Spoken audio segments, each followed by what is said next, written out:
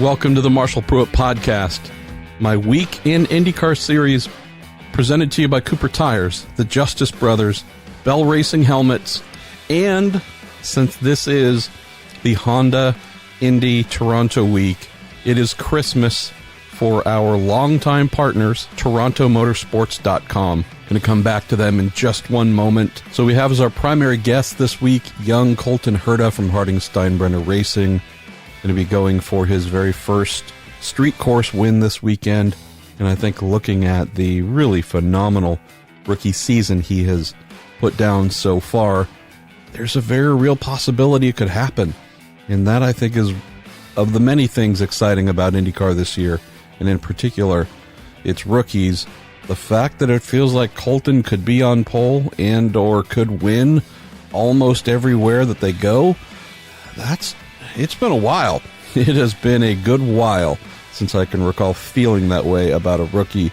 Obviously, Robert Wickens last year brought that sensation, and just say that obviously Robert, while being brand new to everything in IndyCar at 28, 29 years old, definitely a young mid-career veteran, albeit new to the circumstances.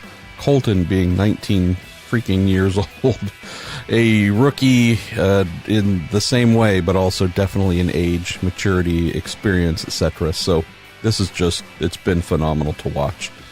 And then we close with Michael Duncalfe, who I've known for a good while. Canadian cat who, I believe I got to know him 8-9 years ago when he was managing a driver with a touring car team that I was affiliated with, and known him for a little while. Good guy, really good guy, has big ambitions, and love the fact that he's done everything you would hope to see happen for someone wanting to get to the top tier of the sport, as initially as a driver, as he mentioned, trying to get his career going, but by and large as a team owner, has a Canadian Formula Ford 1600 effort that has been very successful, then branched that out into the road to Indy with a USF 2000 effort, and now a very successful Indy Pro 2000 program, the series formerly known as Pro Mazda, under his exclusive Autosport banner. And so we have ourselves some Colton, relatively swift call there, and then also one with Michael afterwards, and then you will hear music fade out. Going to kick off here in just a moment with your Q&A. Been a pretty crazy, busy last 8, 9, 10 days, however it is long it's been since my wife and I returned to the hospital, and since many of you have been so kind to send in ongoing well wishes and whatnot, we'll just give you a quick update here, then we'll get back to a topic that I kicked off with, that being Toronto Motorsports, and then we'll bounce back and do my Q&A, then get into our guests. So yeah, we're, not too far away from being 2 weeks back into the hospital with my wife. Spent 3 weeks there from late May through early June, and fortunately, since last week's show and last week's update, the pain has come down to a tolerable level and has improved. Recording this intro has been a bit of a piecemeal episode this week with a variety of things recorded either early morning, late at night, or otherwise. But it's about 7:10 in the morning on Thursday, and I'm headed back to the hospital here shortly.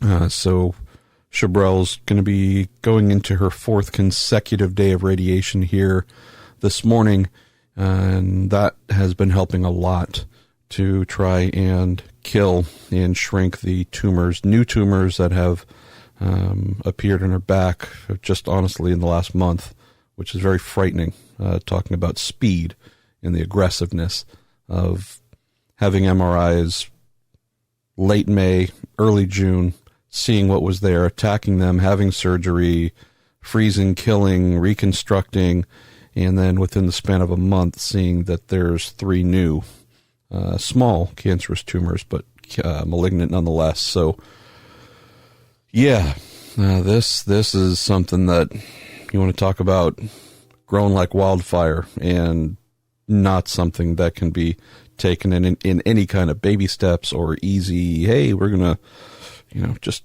slow walk this a little bit, progressive. No, we are having to truly, truly attack like hell, because it is attacking just in a voracious way. So, yeah, going to have fun here.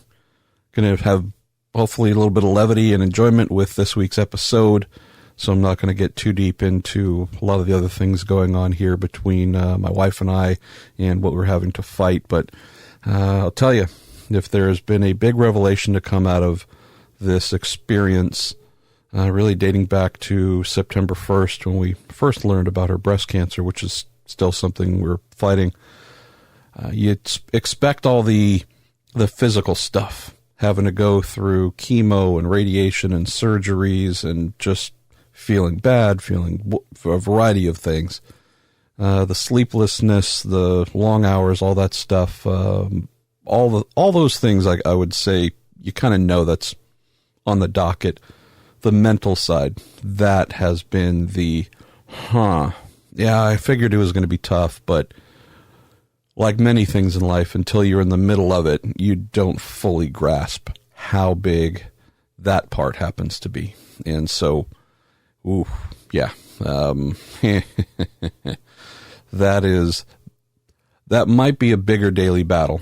And for me, yes, but that doesn't really matter, to be honest, for her in particular. That's the thing that can kill you just as quickly. Allowing yourself to fall into despair, depression, why me? Minute you start to lose hope when you've got something inside of you that's trying to kill you. Yeah, it's just amazing how, despite the 10 different pills and 15 different injections being received every day, and radiation and this and that and chemotherapy, all the things that get put into one's body to try and fight this, it's just amazing to see how relentless the mental fight must be in order to make all of the things that are being injected, and otherwise, to make those things actually have an effect. Otherwise, once your spirit turns off, everything else is frankly a waste of time, and you're just counting time until you're done. So that's been the major revelation this second go-around. The first go-around was tough, brutal for her, and honestly for me, obviously to a much lesser degree, but just none of this stuff is easy for anyone. And so, yeah, thinking that, boy, that was about as bad as it can be, it's been really interesting to accept the fact and digest the fact that no. The first go-round was actually, that was pretty darn easy by comparison. So just having a fight, and yeah, the mental fortitude, it's a big area of work taking place right now. So that's a little update here. We are vigilant. We're going to keep fighting. Some of my wife's family's coming up this weekend to see her, which will be really good. Her brother, a Marine as well, is going to come up. And so, yeah, that should be a lot of fun and hopefully change the pace a little bit. And so, yeah, and maybe you guys are tired of hearing me say thank you, but thank you, and thank you again. Doing this little podcast, it's been something that I look forward to because it is very much of a break in a routine that's 12 plus hours a day, pretty much all morning, all day, into the evening, being at the hospital 12 plus hours a day, just being there with her for her to be, that support. So this is actually a little bit of me time, and it helps. And so knowing that I do have a podcast family, a Week in IndyCar family, or Week in Sports Cars, or whatever little silly show I happen to poop out each week, it's just really nice to know that I have this family, extended family, and hopefully y'all don't mind me taking a little bit of time here to share what's going on in my world before we get to the primary reason for this little world, and that being the Week in IndyCar. So let's get back to the thing I wanted to share a little bit with you on TorontoMotorsports.com. This is their Christmas. The Toronto Indy event is just what they look forward to more than anything. They're going to get a chance to show out this week, as they always do. If you're going to be at the event, please head to the main expo center. This is where the entire IndyCar series is paddocked. And inside the expo center is where they have their booth. It is filled with IndyCar memorabilia that if I were a wealthy person, I would be buying all of it and owning all of it and just monopolizing everything. I did get a chance to take a look at all the things that Derek Koska has purchased. Real, true, verified, honest memorabilia, race-used stuff from Greg Moore, Alex Zanardi, on and on, helmets and suits and visors, and just, it is staggering, the volume of memorabilia that he has gotten his hands on and is using as the centerpiece of their display, for sale, obviously, at Toronto this weekend. You can also purchase these items online at torontomotorsports.com. So, as you guys know, I'm a memorabilia nut, and yeah, I want all of it. Other cool thing too is, as usual, they're doing some custom things. So there'll be some brand new T-shirts celebrating some cat named Hinch James Cliff, I believe. Anyways, some guy, the rumor of some Canadian guy who competes in IndyCar, who has a long-standing relationship with torontomotorsports.com. There's just going to be a lot of really cool stuff. Some Robin Miller T-shirts, hamburger and French fry, and blah, blah, blah. So if you're there, please stop by. And if nothing else, just say hello and greet the really kind folks at torontomotorsports.com who have been, just like y'all, truly family, just absolute family. And they take great care of me. Just really excellent people.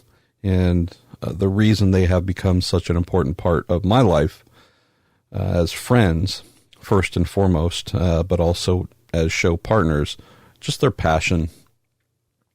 Might sound trite or simple, but there are some, at least in our sport, who are business first, money first.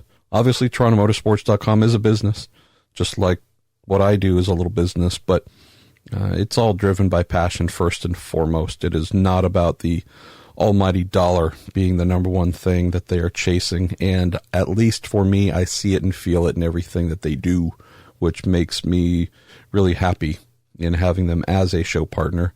And I would be silly to not extend the very same sentiment to the Justice brothers that have been family for a long time and have truly, the company's name is family based, about the Justice family and the Justice brothers.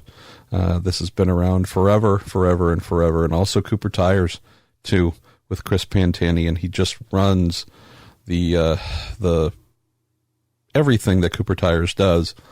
It's just pretty cool to have people who, yeah, there's business involved, but it's never a thing. It's never felt. It's never seen.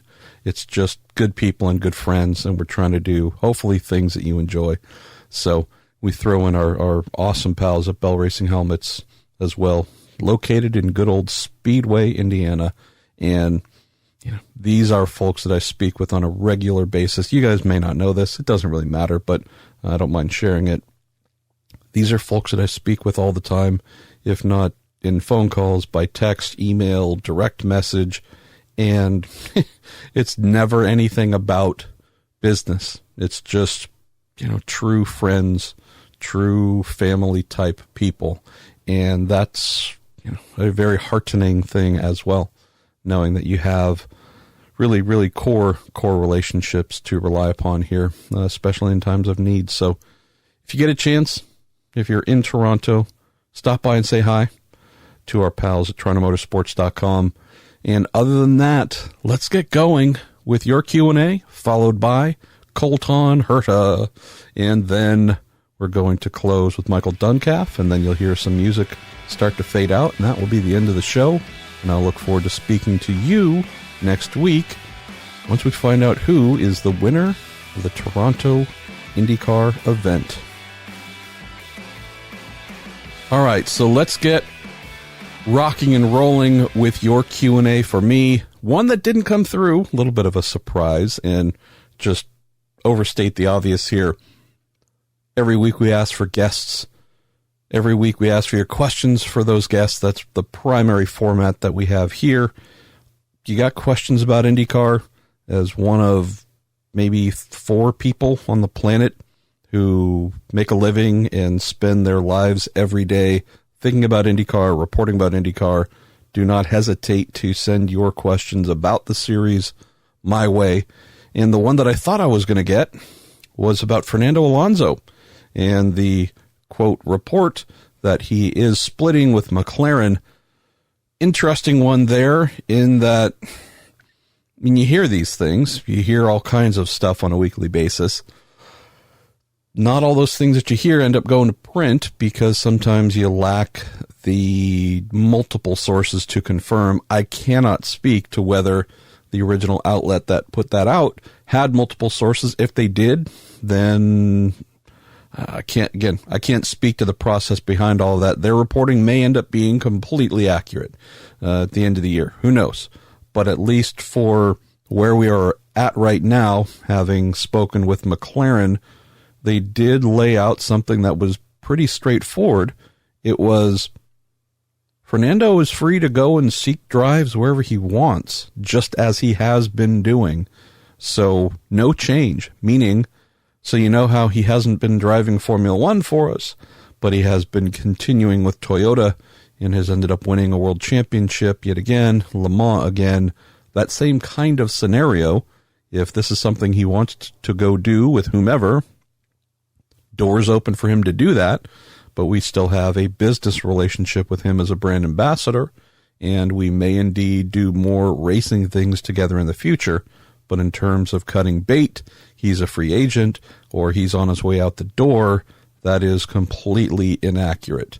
And again, I can't speak for what might happen at the end of the year when his contract is up, provided it is up at the end of the year. I don't know those details. But I can tell you that the McLaren team was taken aback by that report. And in the communications I had with them, nothing about it came across to me as saving face, as, oh, damage control. What kind of BS can we put out to mask something that's been uncovered that we don't want told? Didn't get that sense at all. And can say that one representative from McLaren in particular, who I have had many, many, many deep off-the-record conversations with facts that are without question. Again, just trying to share a little bit here. Speaking with someone on background about this, someone who has shared or confirmed many things that I have known that didn't necessarily go to print the moment that I heard them because needed to button up a few other things, but someone who's been a very strong ally in separating truth from non-truth definitely said, no, there is nothing here. There is nothing that is broken down. If Fernando ends up choosing to leave at the end of this contract, it's his choice. As for anything breaking down now or us falling apart, that is absolutely not the case. So who knows what that means if we're talking IndyCar specifically. And not trying to sound flippant, but if Fernando wants to go drive a touring car in some series in the world, cool. Go do it. Go do your thing. Awesome. At least for the things that I think interests us the most, that being trying to complete the Triple Crown, competing at the Indy 500, aware of McLaren doing just as they did last year and really talking through some pretty serious possibilities within the IndyCar paddock of becoming a part of things in a greater role come 2020.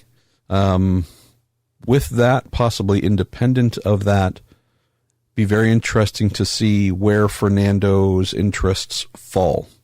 And we know that he wants to come back to Indy and to do the Indy 500 properly.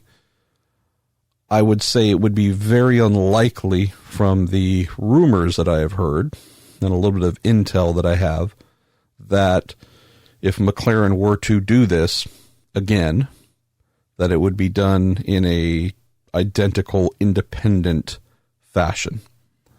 I'd be very surprised if we learn, A, McLaren's coming back to Indy next year, it's going to be them doing it on their own again. That would shock me. Or they're not only going to do the 500, but they're going to do a full season, partial season, something. I am fairly confident that there is going to be a McLaren dash or slash add a team name after that if they decide to go forward. So watch the space, stay tuned. Whether this involves Fernando Alonso or not, I can't say. I don't honestly know. I do think that if Fernando were to decide to try and do the 500 separate, independently of McLaren or otherwise, I do think there'd be some pretty interested teams to see if he might be part of their program to do the 500. So McLaren's obviously been the main opener of doors and main facilitator when it comes to Alonso at the 500. Definitely think that, you can throw around pretty much any name, and that team would be very keen on having him just based on what we saw in 2017. Obviously, we didn't get to see a lot in 2019, but I think one way or the other, with McLaren or independent of McLaren, I think Fernando is not going to have too hard of a time getting back into a quality seat. All right, let's jump to the questions you sent in for me. And we are going to kick off with Jim Johnstone, who says, I had a random thought pop in my head. Are engine oils controlled by the engine manufacturers, or the teams free to use what they want? If they are free, are teams with oil company sponsors like Lucas, Pennzoil, Total, etc. using those brands, or are there super high-tech racing oils that they would be using while advertising for the oil companies? In a very generic way, Jim, we do have a little bit of a, I don't want to say situation here, but we do have something where the engine manufacturers are extremely particular of what is put inside of their engines, and there's not a lot that goes on when it comes to the maintenance of the engines that does not involve someone from Honda Performance Development or Ilmor Engineering standing right there and watching it, if not doing it themselves. So every time an engine is fired up at the track, in the garage, at a shop, etc., there is a representative plugging in, making all of that possible. They're looking at all the parameters, and when the motor is warm and oil levels are checked, etc., that is something that is done with oversight. As for truth in advertising, there have been some great rules over the years saying, hey, if you're advertising that you have brand X oil on the car, then you got to have brand X oil in the car. A lot of those times involved eras where the teams owned the engines or had direct control over them. Would say that, to all that I know, both manufacturers have complete say over what goes in terms of oil, what creates spark, what cools. This is not something, to my knowledge, that is left up to the teams to put in whatever it is that they want based on a sponsor. So could we have a situation where manufacturers test the products and bless or not bless them? Or we do have the old dynamic of, hey, pour out the stuff that's in those bottles and fill it up with the thing that we are told that we must run. So when you see me holding the bottle and pouring it in to the oil reservoir, it sure looks like brand X, but it is indeed the thing that the manufacturer dictates. I think we might be circulating in general areas right there, Jim. Let's go to our pal Jerry Sidduth, who says, Marshall, the IMS Museum has had some really impressive exhibits over the last few years. Penske, Foyt, the Unsers, and now Mario Andretti. If you could pick an exhibit for the IMS Museum, what would it be? Oh, boy, that's a great one, Jerry. Really a great one. Couple things come to mind. I'd love to look at the failures, right? That to me would be a wonderful exhibit. And if they've already had it and done it, then I apologize. I'm late to the party. I'd love to see the high ambition cars that failed, those who failed to qualify, concepts that just did not pan out. And it could be not only cars, but other technologies. I think of 1994 in the Beast, the Ilmor 209 cubic inch monster pushrod V8 engine, and how that dominated. Well, there was also at that time Michael Greenfield, who was a promising open wheeler who came into IndyCar and did a little bit of stuff on a very limited budget. They built they actually built a Greenfield engine, which is the same 209 cubic inch thing, and it didn't really do anything. But it's stuff like that where, I don't know, it might be my particular angle and slant on things, and I think many of you listening might know, not only is technology and engineering and all that stuff, that's, a big part of me and my background, and I try and do a lot of that in my professional stuff these days and what I write or whatever else. But I come from an era where ideas were pretty much always waiting for just someone to say, yeah, great, go do it. There was a green light to just about any and everything compared to, got to run to the rule book. There's probably something saying we can't. Lots of red lights. So my mindset from my earliest days in the sport decades ago involves just a mental green light. Hey, can we build this? Can we bend that? What is it that we can do that's going to come up with making a better, faster car? And I love, Jerry, many of the exhibits that we have seen. They've just been beautiful. But a big part of me says, maybe the thing we need to celebrate more, and it's funny that, yes, failures actually can be a really great way of doing it. We've seen the turbines. We've seen the Yellow Submarine and its ground effects. We've seen, again, the Beast. We've seen many of these high examples of great ideas that were successful at Indy. I think the failures, the variety, the sidecar, for example, Smoke Unix sidecar, which has been on display there. Didn't work. Crazy idea. But more of that, where you just see the links of human ingenuity or curiosity, maybe more than anything. The green light for human curiosity in oval, open wheel form expressed, and seeing how some of these radical ideas that where you go, what? Come on, man, that was never going to work. But looking at the things, trying to deconstruct, all right, why did you place that here? Hey, Joe Huffaker, you built a twin-engine, flat Porsche IndyCar. What? Why'd you do that? Well, again, I know the story. I've interviewed him about it, but being able to have that car there, or if not the car, something, drawings of it, blueprints, something where you can understand, you go, so what is it that you were trying to do? What did you think that was going to work? And just trying to understand, really have these things laid out where you go, all right, we're trying to get to the moon. Well, we didn't even get out of orbit, but that's an interesting design. Let's understand where you went, what you were trying to achieve, maybe more than anything, where you thought the advantage was going to be revealed. I think that, Jerry, possibly in the cars that didn't make the show and or the cars that struggled and ultimately failed, I think that'd just be a fantastic thing to do. Heck, I'd love to help organize it, because these oddities, these little technical curiosities, you go, yep, I love them. They're brilliant.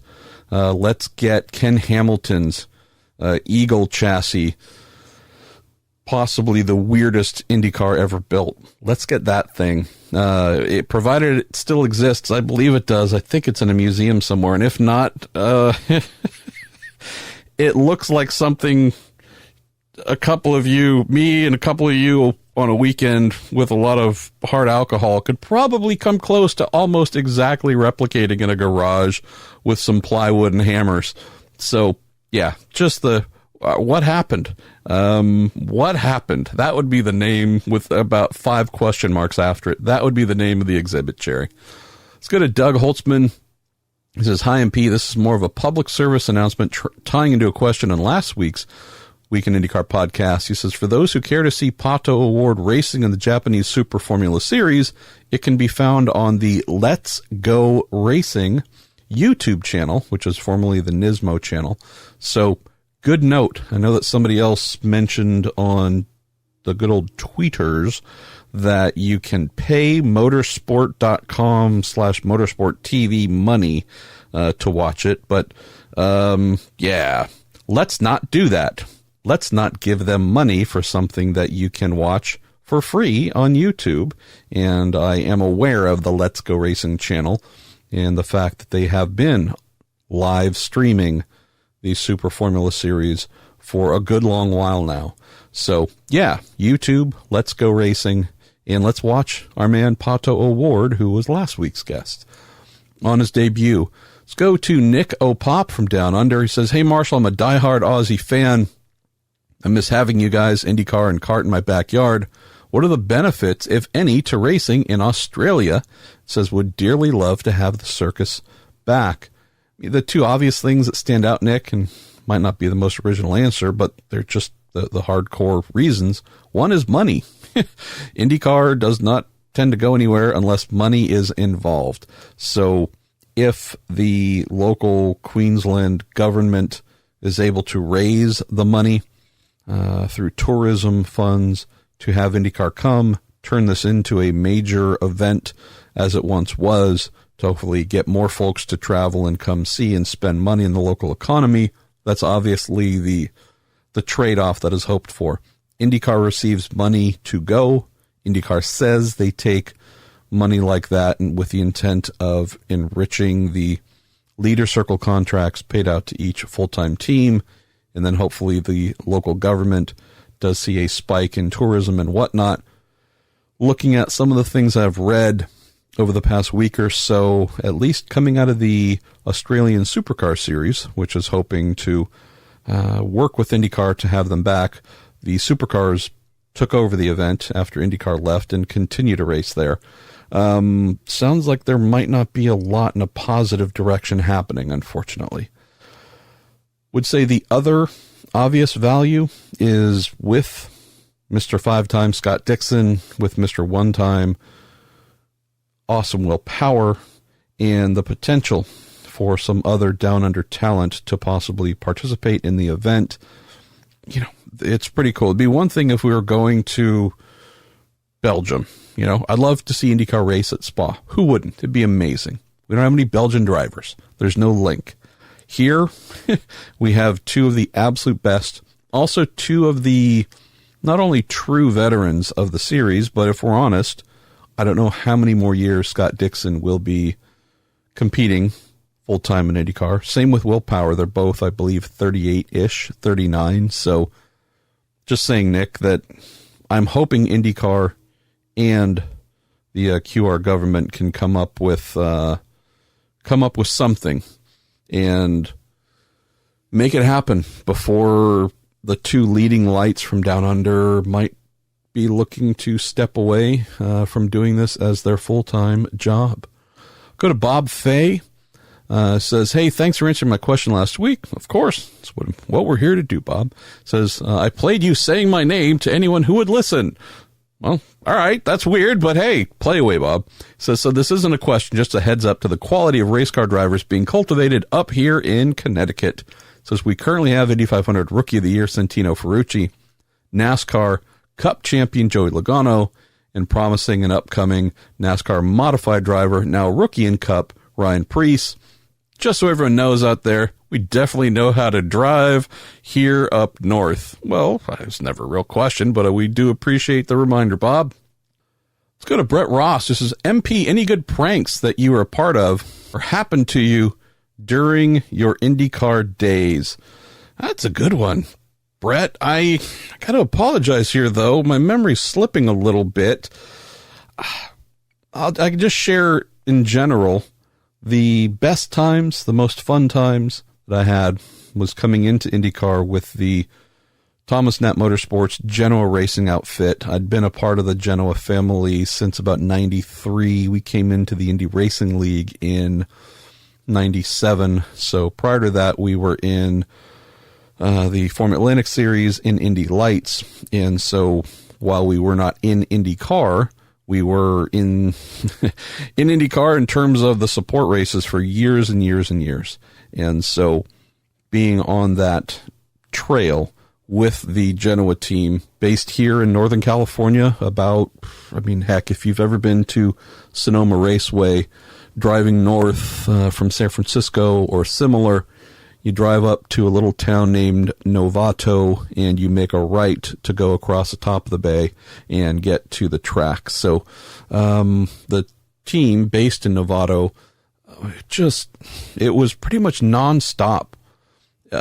Not necessarily pranks all the time, but just good-natured fun and a real, true, spirited effort to have a proper work-life balance.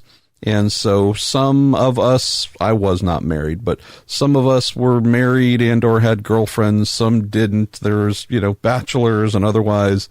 We had a lot of fun, Brett. We had a lot of fun. I think it would have been 96 or so. We would spend the summer in Lansing, Michigan, East Lansing, Michigan, at a shop there, just because so much of the summer travel was based in or around the Midwest.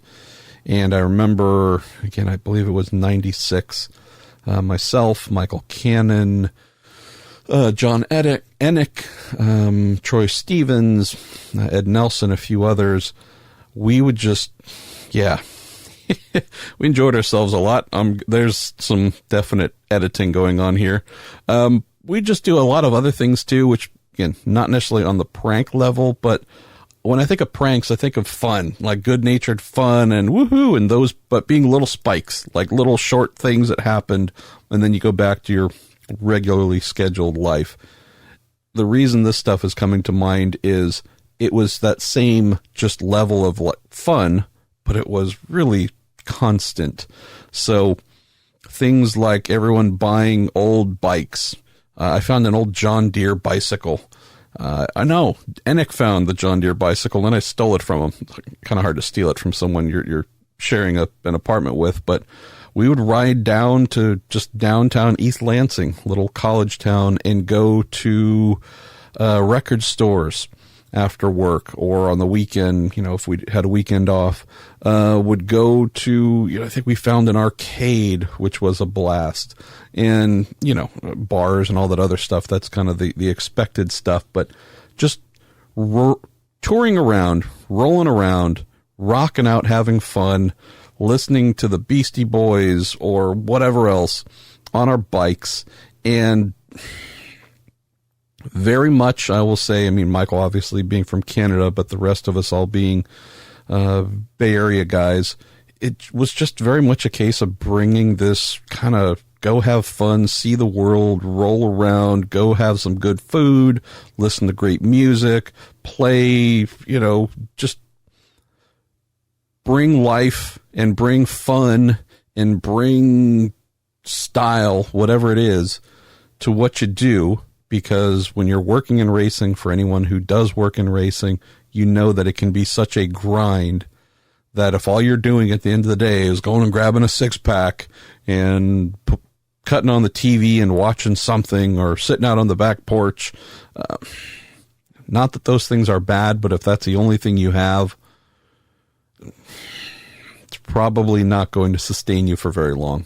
So the fact that everybody had the mindset of get your work done, then we're going to go jump on our bikes, ride around, and just have fun, a little bit of mayhem, a little bit of mischief, go to thrift stores, secondhand stores, and buy, that's where I found my 1/18 scale A-Team van in East Lansing in 96 that I still have and used to bring with me to IndyCar races. Go and buy a stupid hat or shirt or whatever. Just that spirit of exploring and having fun. And so I'd say that, Brett. bringing that, honestly, it's, I think for many people here in the Bay Area, that's kind of core to what you do. Just being able to bring that with us on the road and have that as something that transported well with us, it's just awesome. That's why I look back on those times with so much love and reverie, because the racing was great. We had success. We won races, all that kind of good stuff in Atlantic, in Indy Lights.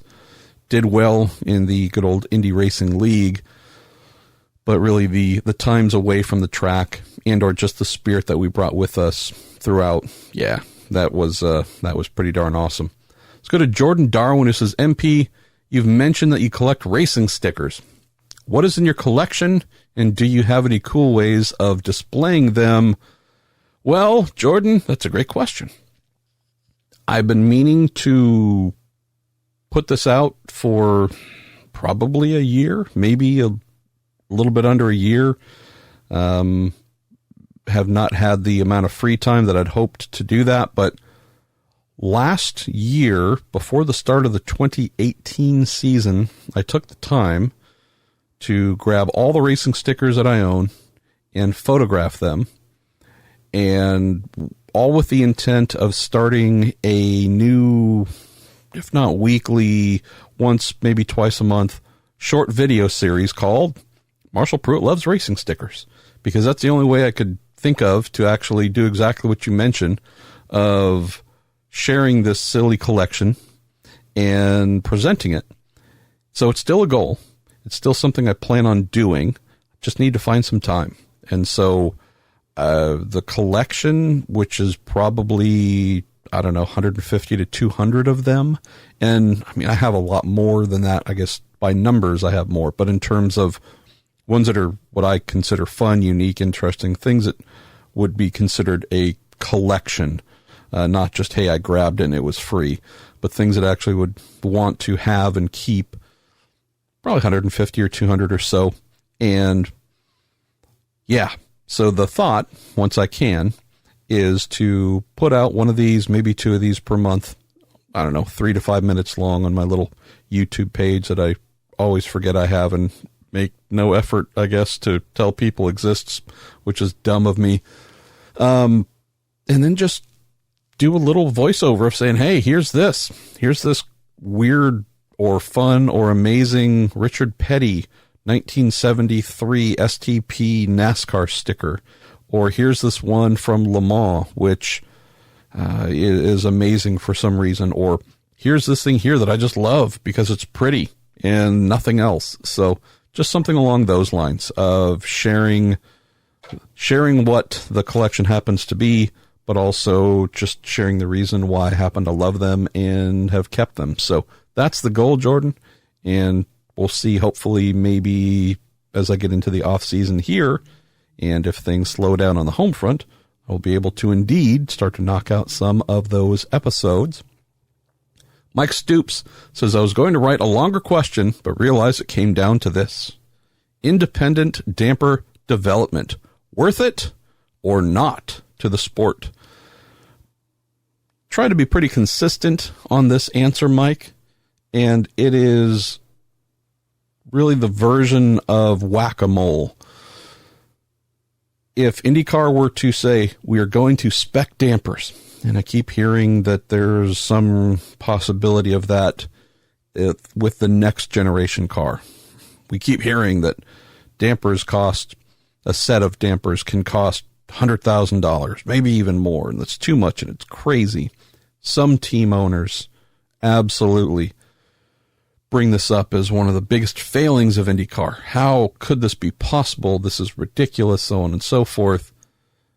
The whack-a-mole game that I referenced, Mike, comes to, if it's not dampers and the entire car is not locked down 100%, can't touch it, you can bolt it together, you can twist the little wing adjusters if you want, and you can play with ride height and up and down, but essentially you cannot touch this car at all. Unless we have that, then there's always going to be an equivalent of independent damper development. in terms of costs.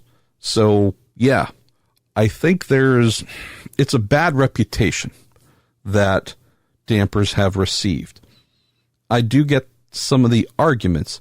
All right, so we're spending a crazy amount of money for the biggest area that is left open for us to develop independently, which shapes the handling of these cars, which makes a Team Penske and Andretti Autosport the two, I would say, that have stood out in terms of damper development more than any others. What makes their cars better than the majority of everyone else's. But who cares? The fan in the stands can't see them. Honda's not selling an additional Civic or whatever else because the Andretti Autosport cars are winning and have great dampers on them. There are no additional Chevy Cruzes or whatever moving off the showroom floor because Team Penske's super expensive, super exclusive dampers are doing something that, pick another team. Ed Carpenter Racing's don't happen to be doing. I get that. Just from a practical standpoint, is there anything we can think of from a practical standpoint that would be opened up where that might fit that criteria? Chevy is not going to let Ricardo Juncos throw in a different set of pistons into his motor because he believes it's going to either change the compression ratio or something improved is going to happen in terms of spark ignition, explosion, etc. I mean, that's not going to happen. We could potentially allow teams to start getting into transmissions.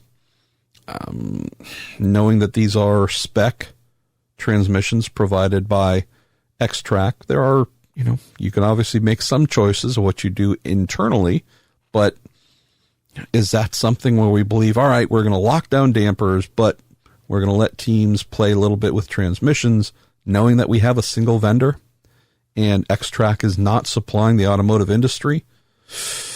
Again, it's kind of the whack-a-mole thing where you go, okay, you have one of two ways to go. Well, I guess technically you got three because we're in that third way. You can lock everything down, say, nope, all spec off the shelf, period. You have, it's wide open, do your thing.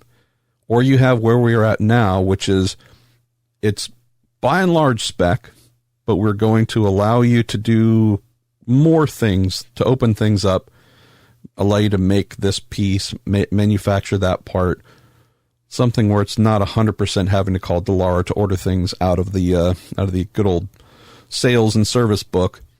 But in terms of performance, Mike, the one area that makes sense to me to open up for teams to play with, since it is such a massive differentiator in vehicle performance, is damping. And so if it's not damping, if you want to lock that down and say, okay, but teams can now do aero development, you are going to hear folks who are currently complaining about the costs of damper development screaming bloody murder to go back to dampers and to lock down aero to being totally spec, because the minute that door gets opened, the money being invested in aero development is just, it's going to be off the charts. So coming from the mindset of we want to let you have some individuality and let you do some things that help influence performance, but not let you go completely mental. I know these little dampers sound like, boy, for the size and what they are versus the cost, it's totally ridiculous. Just saying, this is some very serious lesser of evils. And given other areas to explore for performance, if those things were to be opened up, yeah, folks would be running back to IndyCar saying, please, let's just go back to damper development. That was good. Let's go to Scott Wharton. He says, Marshall, with Mid-Ohio fast approaching, there is something that I've always wondered about the track when IndyCar visits every summer. He says, why is the start line and the finish line on different sides of the track? This isn't a complaint, just a curiosity. As I understand it, Scott, it has been a case of wanting to allow all of the cars to pack up and start effectively in as straight of a line as they can. I believe there might be a little bit of a legacy item here from when the grids were bigger and we had more rows, where getting the entire field packed up coming out of the final corner and in a straight line, and then throwing the green flag on the front straight, right in front of the pits. I believe that was honestly just one of the main issues, not being able to get everybody in as equal a position as possible. Because if you're obviously rounding a corner at slow speed compared to ready to accelerate hard in a straight line, it's going to create some inequities there. As I forgot to turn the ringer off on my phone, but hey, it's a text from our pal Benito Santos. Would also say that, you know, there might be a little bit of might be worth reconsidering this a little bit. I also know that with turn one being very fast, and turn one being a place that in theory you could have too many people trying to pack down the inside and create mayhem.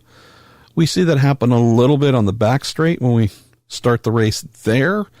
It hasn't been a huge issue though, because I think we have a fairly long and well-defined braking zone for folks to try and slow themselves. Turn one, however, starting on the front straight, not a lot of braking there. It's just a lot of blasting into it at high speed, you know, a little lift, of course, etc. But on the start, I just think that the way the layout of the track is, especially with the anticipated length of the number of rows, I think that the separation there, Scott, is the main reason. But who knows? Depending on car count, that might not always be an absolute necessity. Go to Steven Straub. Thanks, Steve, by the way, for always sending in some fun stuff each week. He says, do you think changing the engine specs from the proposed 2.4-liter V6 to something more relevant for performance passenger cars, such as 3.5, maybe 3.6 liters for a V6, would help to entice a third manufacturer to join the series? He says, hybrids seems like it won't happen anytime soon. This is one that I love this question, Steve, and it's for the very specific reason of relevance. So what we have in this 2.2-liter formula that's going on right now is one that has been chosen by the manufacturers. So Honda and Chevy, and I realize that Lotus/Judd was a part of this makeup back in the day. But you did have a case where the manufacturers effectively chose the size of the engine that we have been using now for a very long time. And it's because they felt that was a relevant size. So if we're talking passenger V6 displacement, as you're mentioning here, for sure, something in the high 2 liters to 3.5. I mean, heck, we're talking flat sixes up to 4 liter and whatnot with Porsche, but yeah, they tend to definitely be bigger than the 2.2 we have now or the 2.4 that's coming a couple of years from now. I do think that the era, Steve, of consumers really looking at capacity and saying, oh, that's a 3.3. Well, no, that doesn't make sense. I want something bigger or smaller. Not saying that the car nuts, that folks who really know what they're talking about and looking at and understanding the difference, like many of you, not saying that this applies to us, but I think the average human being that goes to a dealership to buy a vehicle today is so radically different than the one that used to exist, who would have truly wanted to know the difference between this 2.8-liter V6 in one model line and, say, the 3.7-liter in a different one. I just don't know if the average person cares or even knows the difference anymore. And I do believe that's a vast change from the past. Not that everybody walking into a dealership 10 years ago or 20 years ago knew all of these nuances, understood why one displacement might have a benefit over another in the particular application, wherever they lived, for the thing they wanted to do. But just general automotive knowledge, at least in my lifetime, certainly feels like it is the lowest it's ever been. Does it get good gas mileage? Does it not knock birds out of the sky because it's polluting so heavily? Is it reliable? I think that's kind of the basics that maybe too many folks only know about when considering a car, outside of does it look good. So I think just in this very specific case, Steve, of IndyCar and the displacement chosen for 2021 being 2.4 liters, I think if Honda and Chevy are saying, hey, we like this, we're the ones currently invested in the series, and we see value in this and believe that the fact that it is a smaller V6 than anything we sell, and we can promote the fact that we have this very tiny compact thing that is making big power, and therefore the efficiency and capabilities are off the charts from an engineering standpoint, at least that is a promotional win. Look at the big things we can do with something small and not just big and nasty and burping all kinds of disgusting things into the universe. And I realize, of course, that's the lie we don't share with folks, that actually, spending time on weekends going motor racing and burning all kinds of things and pumping these things in the atmosphere.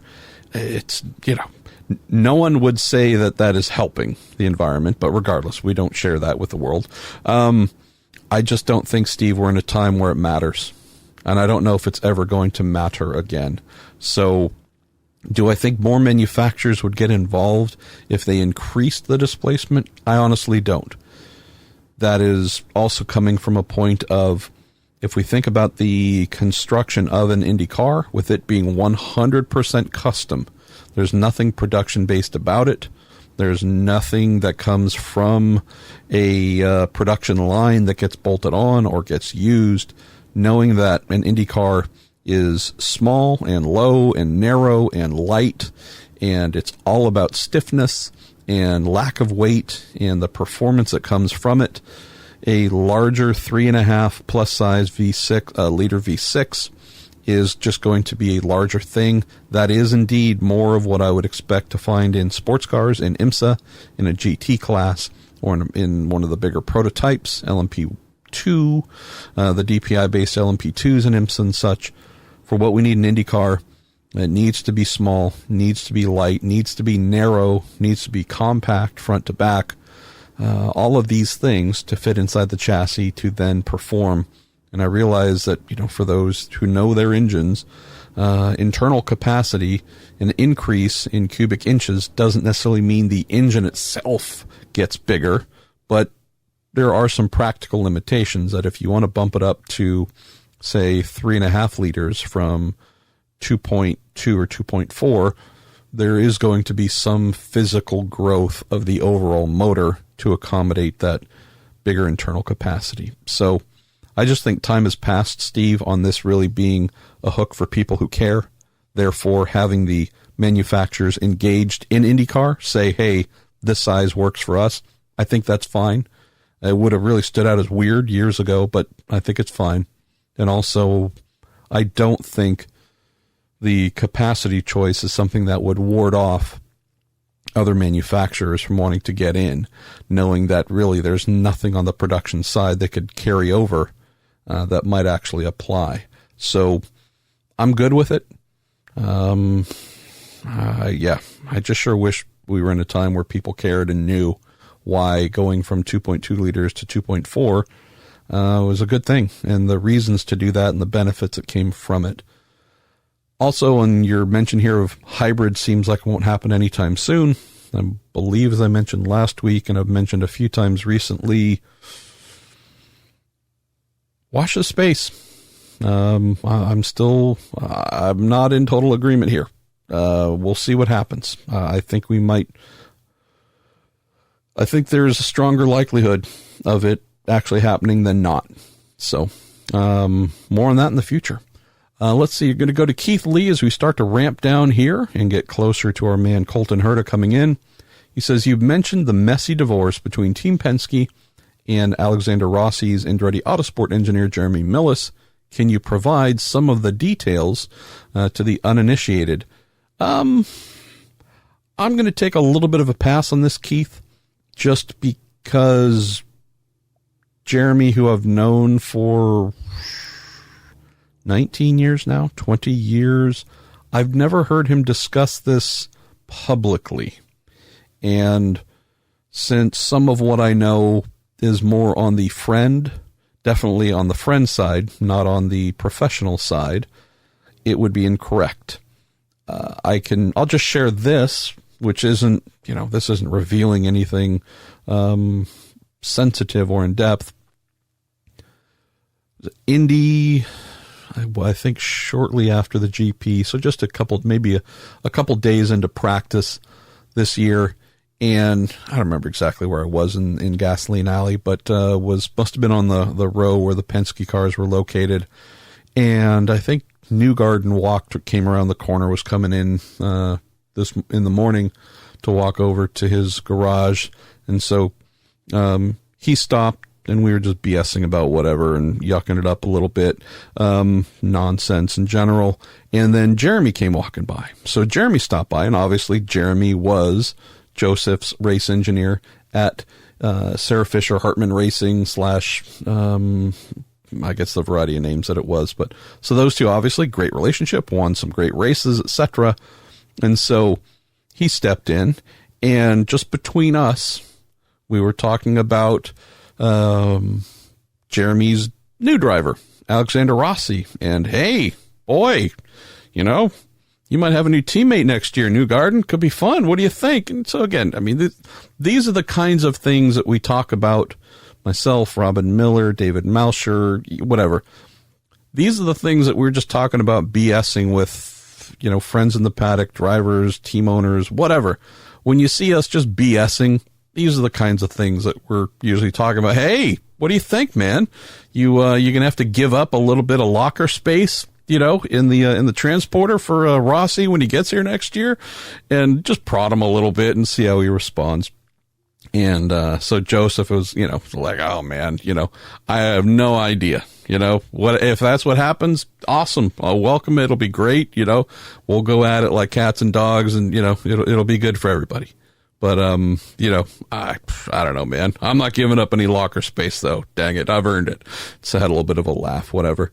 And so, obviously, knowing that Jeremy worked for Penske, and that did not end very positively, and knowing that, obviously, he's engineering Rossi right now, and, boy, it would be sure be fun, I guess. Does that mean you're tied to this, Millis, right?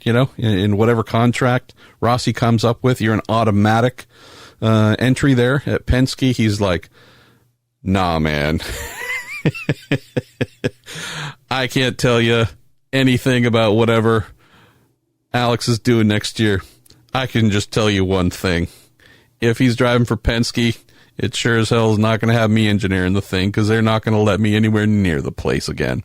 So anyways, not sharing anything new here, Keith, but just, Jeremy, who's one of the funnier, more engaging people you'll meet in the paddock, he's well aware that unless some sort of really strange, unless the upside down appears in IndyCar, we have a Stranger Things moment. There's pretty much no scenario we can think of where he would be returning there. And yeah, I'll just throw this in too. Probably like myself, like a Michael Cannon, who I referenced earlier, very distinct personalities, very much our own men, unapologetic about who we are, whatever we are, we're just who we are. And that's maybe compared to a lot of folks who just try and blend in, try not to really, be recognized too much. Jeremy is 1,000% his own man.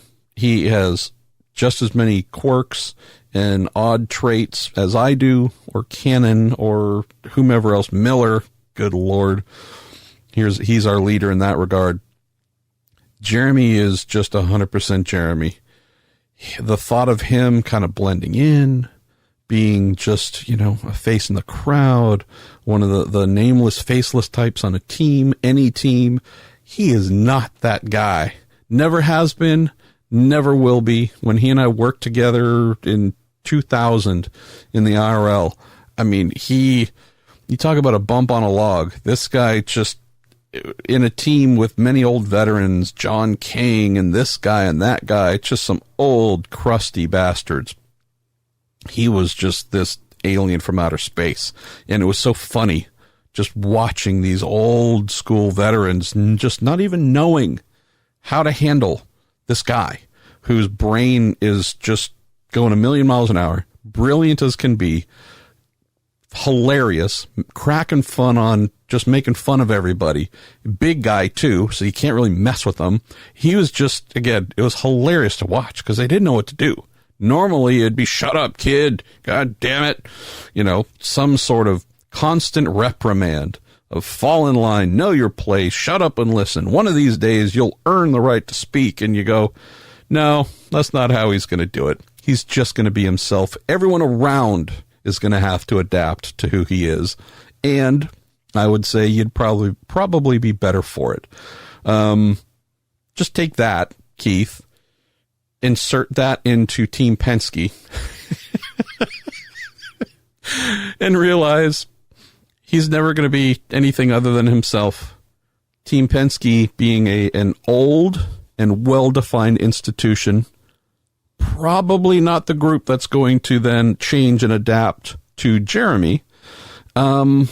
Yeah, you might have some of the primary reasons of why things did not exactly go to plan. So there's that. Ryan Terpstra, hey Ryan, says, for MP, question on your favorite topic, LED panels. He says they worked on most cars for the Indy 500, but a handful had issues. Here's my question. Why not run the, quote, imperfect panels and get what you can out of them?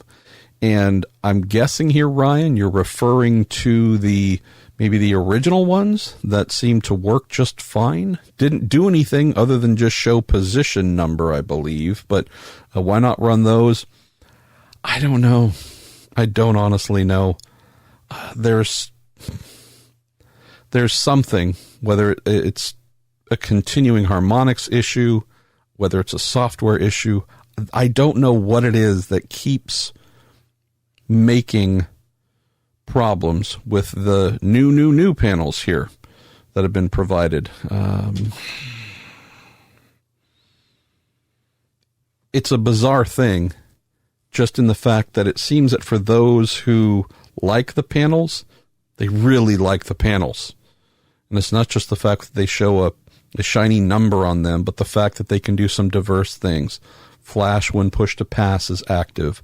Do a standing timing count on duration of a pit stop. And again, variety of functions and options. For those who really like them, this is a topic of constant frustration. I haven't checked in with IndyCar on this lately. I don't know if I've had the heart to, because it just seems like yet another call from Pruett saying, guys, our listeners yet again are asking, why can't you figure this thing out? I don't know what the answer is, Ryan. I have to believe that they can work. I realize that the size and weight, and there are many differences between an IndyCar and, say, the variety of classes in IMSA's WeatherTech Sports Car Championship. These are the same panels. These are the same exact things. And looking at a GT car that weighs almost 1,000 pounds more and is getting just battered and abused at Sebring over bumps that the Indy cars never see because they only use the short track. But some of the, just watching how hard prototypes and GT cars are just smashed to death at Sebring, and the panels function and the panels work. The panels don't blink. Panels don't screw up. That I clearly am not understanding what it is about being unable to solve this. So as I get some time, or I have maybe the fortitude, the mental fortitude, I will reach out and see if the kind man at IndyCar who looks after them can give us some insights. All right, we are down to our last two questions. The penultimate question comes in from our man Kevin Perez Frederico. He says, MP, wouldn't it be wise of IndyCar to look into having a technical rules alliance with the Japanese Super Formula organization? Mark Miles wants more overseas events, add another engine partner, more teams and drivers, and cut down on costs. Says Dallara already supplies both series, thus making a single chassis for both, allow them to double the inventory and cut down on overall costs. We gain another manufacturer with Toyota, and with NTT being our primary sponsor, and them being Japanese-based, I can see them covering an event in Japan. It says while Honda and Toyota will have their own racetrack to stage events, he would like to open the tire war again if we are going to continue to keep a single chassis. No, this has been mentioned before. I think you've sent this in once or twice before, Kevin. I might have answered it before. I don't recall. It's an interesting concept. I don't think that there are negatives to it. Maybe I would position this in the opposite direction, though, and this might just be my nationality on display, but I can't think of any reason why IndyCar, which has been around for more than 100 years, would align its rules with a very, by comparison, small and regional open wheel series like Super Formula. I'd say, if anything, I'd present this in the opposite direction. Wouldn't it be wise of Super Formula to reach out to IndyCar and ask to align their rules, or at least their chassis, with what IndyCar is doing? I just can't picture anything that would have IndyCar basing its next rule package on a Japanese open wheel series. That's just insane to me. And I think just history and precedence here, if you have one thing that's very big and old and established, and you have another thing that is smaller and less established, it's usually a case of the smaller thing being aspirational, trying to go up, not the other way around. So that's why this doesn't make sense to me from IndyCar trying to make itself into North American Super Formula. There's some other maybe more direct things here. Toyota has had an opportunity to return to IndyCar for a long time. They have chosen not to. With what we're referencing here on the Super Formula front, we would be talking Toyota Japan, obviously. Toyota Racing Development, TRD, here in the U.S. have obviously played in both the kart IndyCar series and the Indy Racing League. They aren't now and have not been. NASCAR has been their primary thing. Through their Lexus brand, they have gotten into IMSA, which is great. But I can't picture a scenario where an alignment in chassis between IndyCar and Super Formula would be the gateway for Toyota Japan to then compete in North America. If it's going to happen, it would be the U.S. branch of Toyota for sure. So, do I think there could be something interesting? Could IndyCar, could Dallara, could Super Formula, could all three parties talk and say, all right, do we want to come up with something common? And if a Super Formula team wanted to come and compete at Indy or do an entire season, whatever it is, could that be the thing? Possibly. Here's the other thing too, and I'm not trying to just poop all over the idea. I wish I'd have nothing against this happening, Kevin. I would just say, buying a rolling IndyCar chassis, granted, I don't know what the 2022 price is going to be, but you're going to spend a couple $100,000 for sure.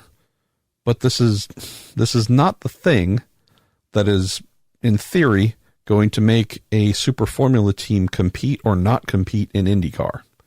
So knowing that the team would be, we would expect, based in Japan, coming to play in IndyCar is going to be an expensive thing, no matter what. setting up a shop, staffing it, whether it's hiring local or bringing folks over, putting them up, paying them, etc. If the thing that stops a team from doing that is having to buy a bespoke IndyCar chassis, I would say that it was never going to happen in the first place, because the overall amount of money needed to do this would be enough to where that would be a very small number to consider.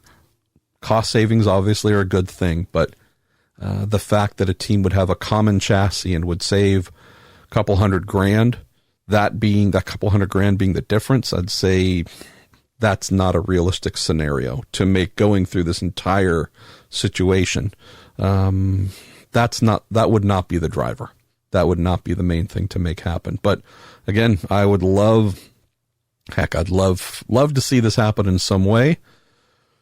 Just not sure if an alignment in chassis is going to be the thing that makes that possible. I do think, just independently, Kevin, it'd be really smart for Mark Miles and Jay Fry to establish, if they don't already have them, but to build some sort of bridge with the Super Formula paddock and organization. I think that would be a really smart thing. Let's throw out a wacky idea, knowing that in terms of proximity, Japan is closer to California than any of the other events on the calendar. What about some form of guest appearance, guest race of getting the Super Formula Series over for Monterey season finale? Obviously not this year, but maybe next year. Streets of Long Beach, who knows? Something where, the sending cars over to the closest coast that we have to offer, maybe that could be a thing. Maybe that could be a bridge to build. Love to see that. I think that would be pretty cool.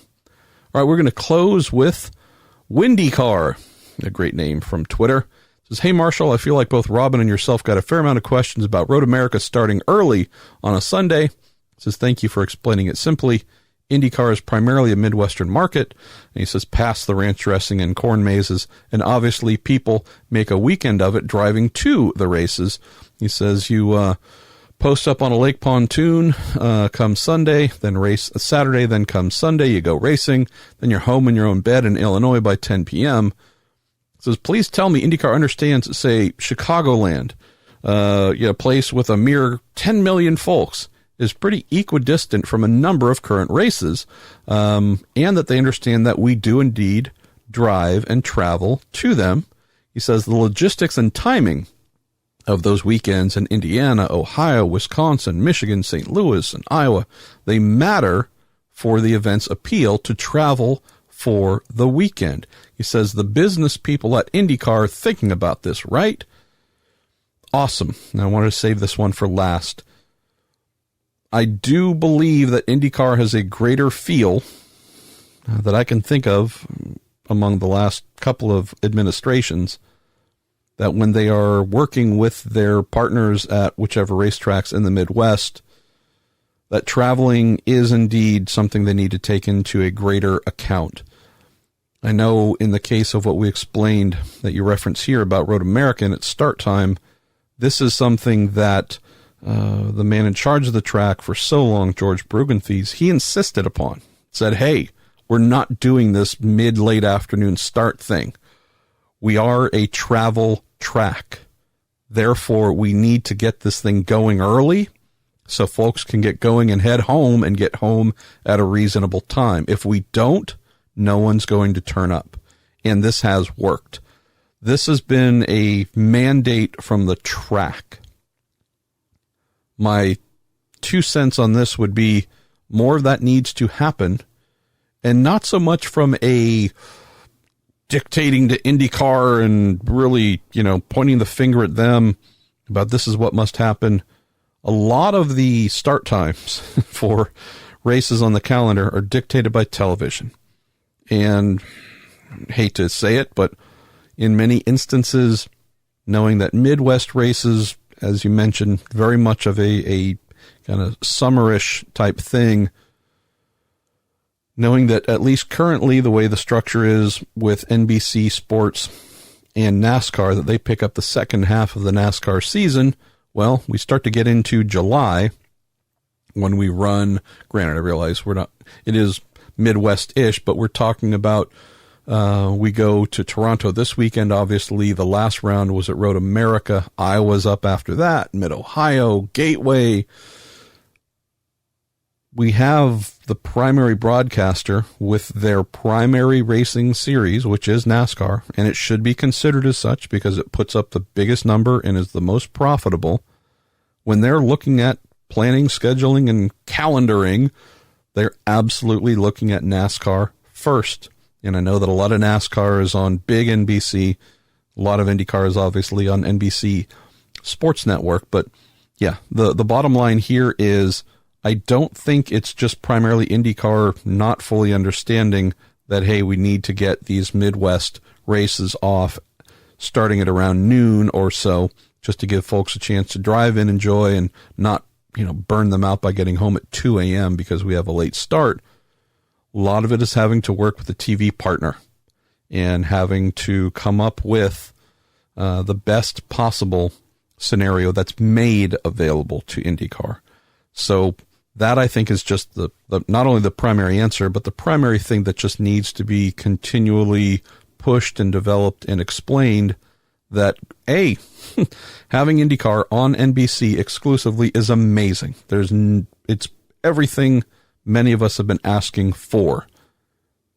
Just need to keep in mind that as we are trying to grow IndyCar, make it more healthy, more popular, more everything, if we are doing things that are impacting the actual turnout at the events, ticket sales are down, grandstands are half full, all because we have some start times dictated by television windows that have folks going, nah, I'm good.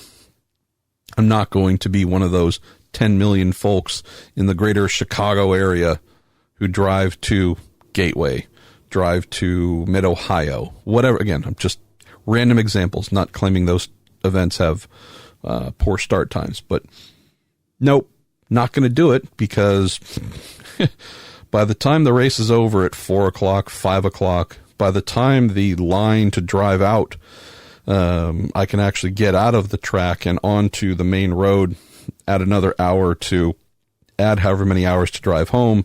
Going to probably need to stop and get gas. Going to grab a bite. Got to go pee. Whatever. You're going into work Monday morning a zombie. All for a thing that you're trying to do because it's fun. Again, I realize we're just talking a few hours difference, but if you can go do that and the start time allows you to get home with that 3, 4, 5 hour drive, whatever it is, to get home at 9 Sunday night, enough to unpack a little bit, take a shower, who knows, maybe watch the race on TV at home, but, fall asleep and feel like you've had a great day, a great event, but you're not stretching your limits of sanity and sleep and otherwise. It's that little comfort zone. And it's a great point here. It's that little comfort zone, couple hours. And if we can just save those couple hours to ensure that folks can get home, that thing that we talk about, that our man Robin Miller wrote about this week, about crowd size, about people going to motor races. Why is this continually decreasing? Not everywhere. Again, there are some exceptions, but why aren't grandstands as full as they once were? Not putting it all on this, not by any means. I just know that this is one of those things where if it is improved, and we do have some of these better Midwestern start times for the traveling races that folks will often go to, you help folks out there. I just have to believe you are selling more tickets. The tracks are happier and more profitable. Things look better on TV in those grandstands. There's nothing negative here. It just takes a willingness to try and make IndyCar's TV start times something that aren't solely dictated by other series and or other factors that might be broadcast. So it's not an easy thing to solve. Obviously, it would all be solved if it was that easy. But I think it just takes a willingness and a ongoing recognition that as we continue to try and improve this, things will indeed improve overall for IndyCar. All right, that's it. Thanks for your questions. Great fun. Send them in every week. Love getting to them. And let's get rocking and rolling with Colton Herta, then Michael Duncalfe, and then we will speak to you next week. Colton Herta, you are becoming a regular guest on the Week in IndyCar. I don't know what that says. I don't know if that might end up being the biggest disappointment of your rookie season. You are a busy young man heading off to Toronto this weekend, trying to go for your first street course victory in IndyCar. Got a lot of great questions that have come in, varying from the very serious to the very not. So why don't we get rocking and rolling, my man? And we'll kick off with Jordan Darwin, one of our most frequent askers, one of our most popular questioners, who says, Colton, do you see a difference in the way certain drivers race you now versus when you first made it into the series?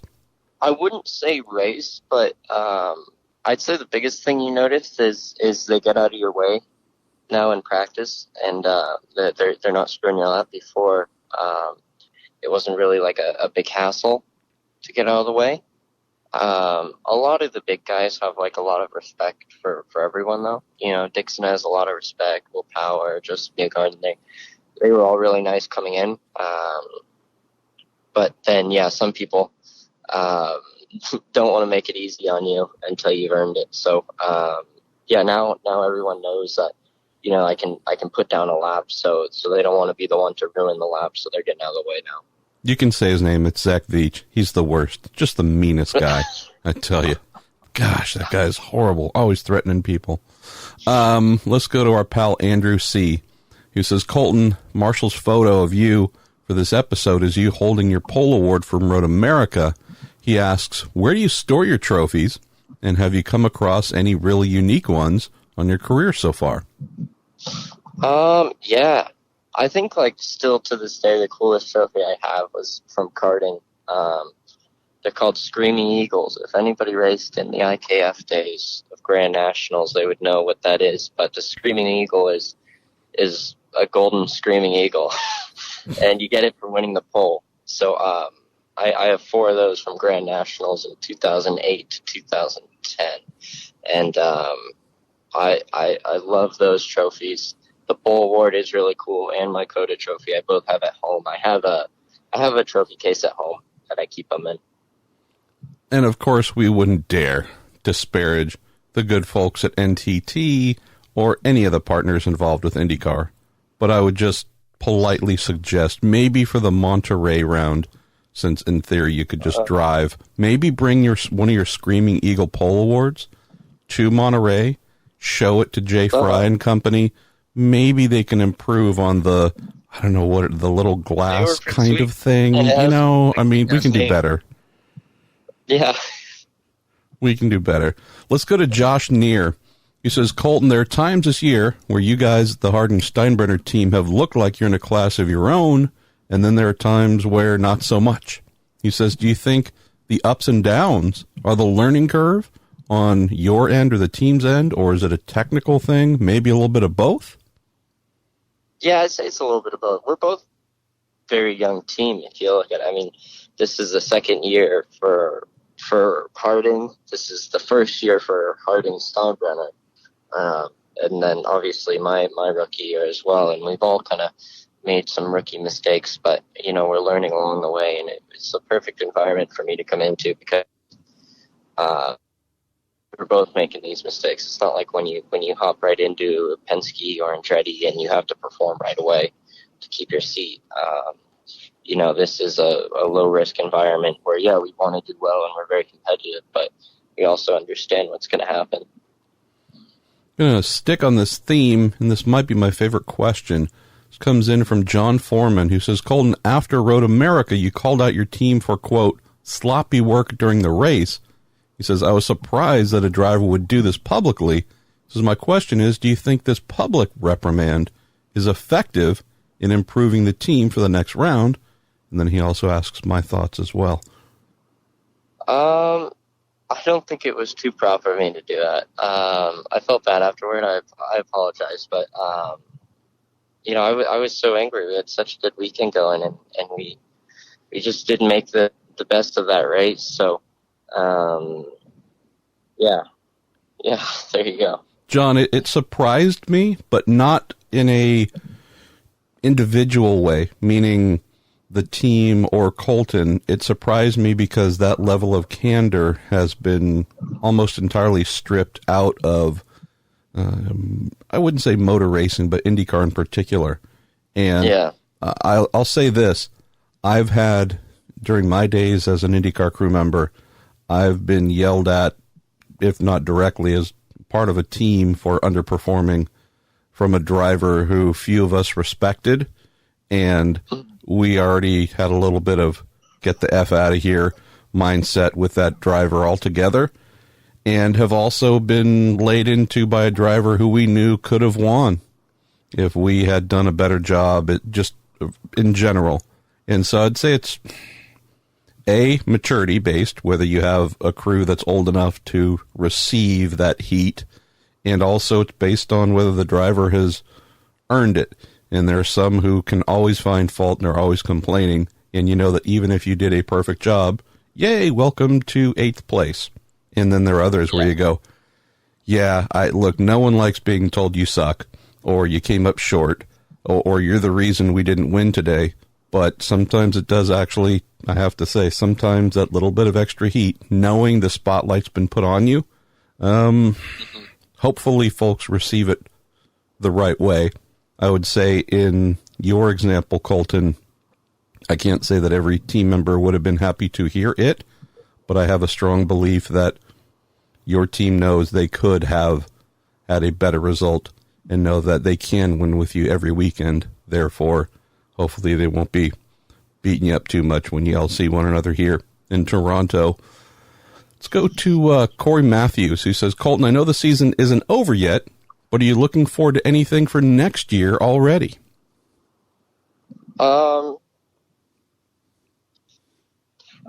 Yeah, I think obviously I had a lot of fun at Texas. I think I have some unfinished business to do there, so obviously looking forward to that.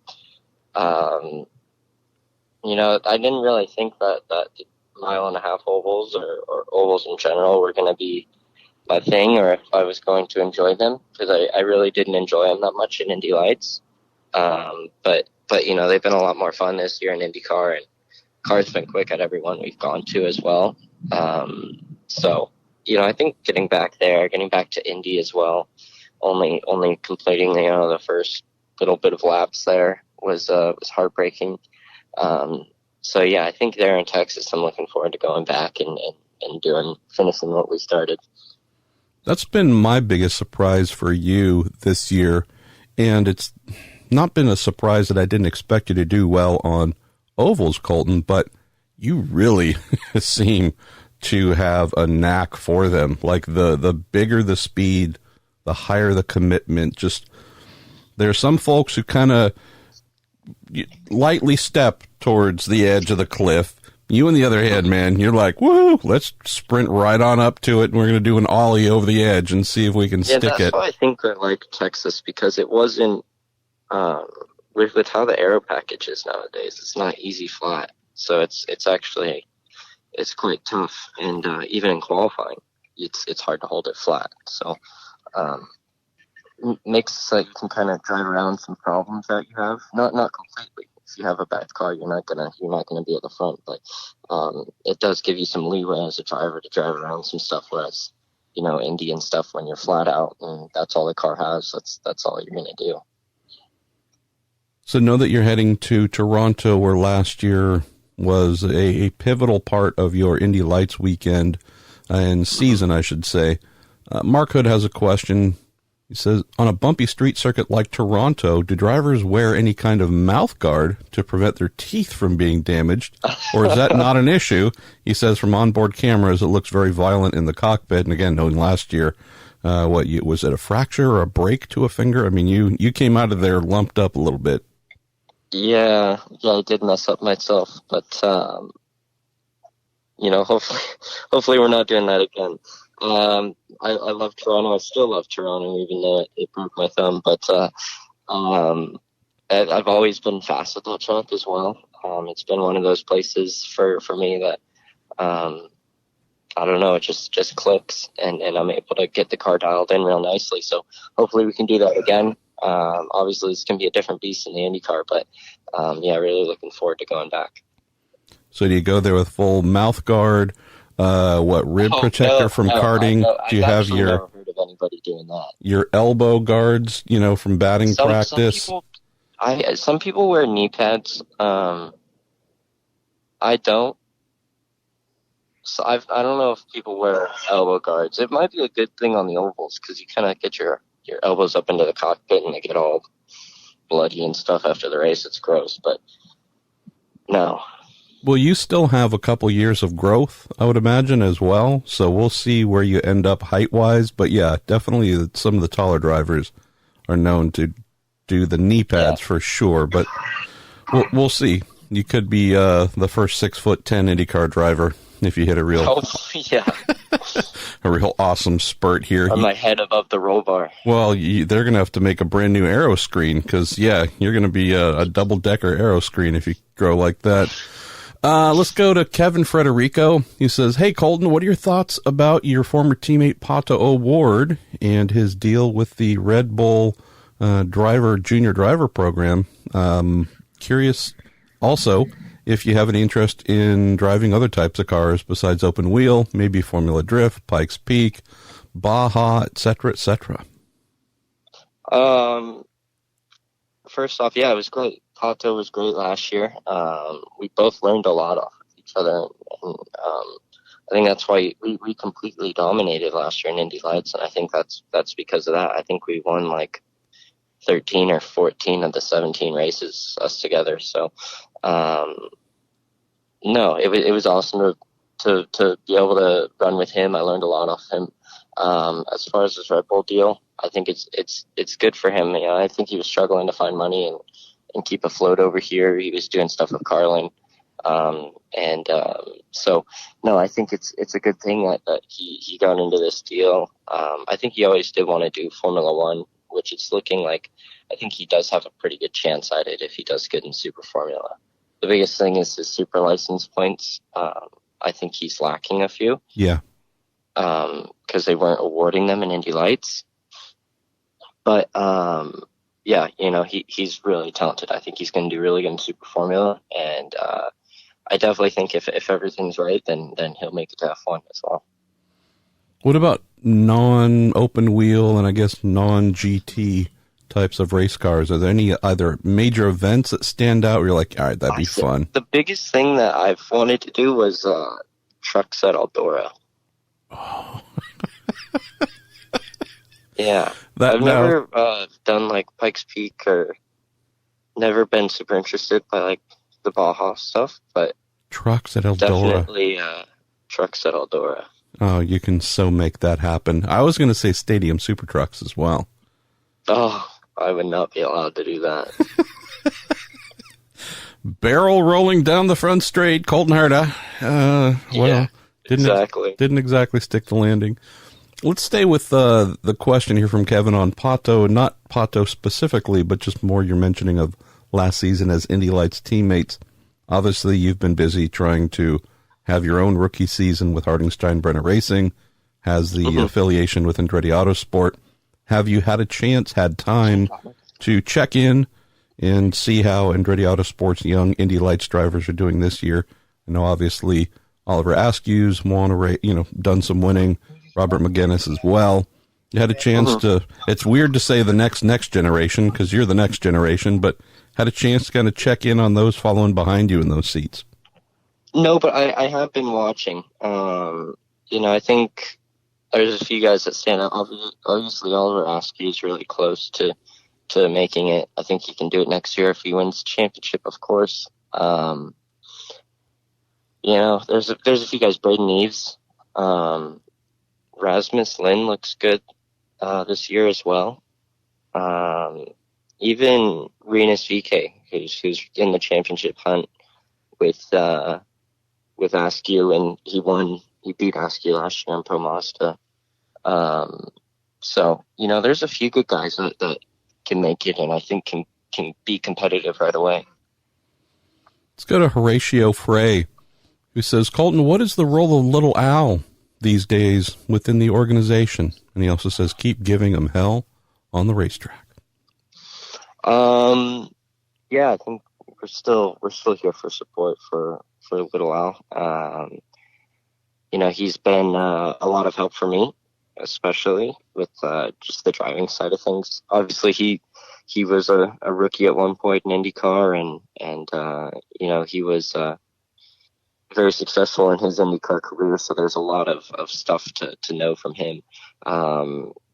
He's still with the team, and I think he'll be coming to races soon, hopefully. Amen to that. Ben Cohen says, Colton, if you could only eat one type of taco for the rest of your life, what would you go with? Probably like barbacoa, some sort of meat in a broth that's been cooking for a long time. Do you like the fact that you've become motor racing's point of contact for all things tacos? Sorry, what was that? I said, do you like the fact that you've become the point of contact for all things related to tacos in our sport? Yeah, I didn't think it would ever get this big, but, I love it. All right, well, we're going to get down to the last couple questions here. Again, knowing you have a very busy day ahead of you.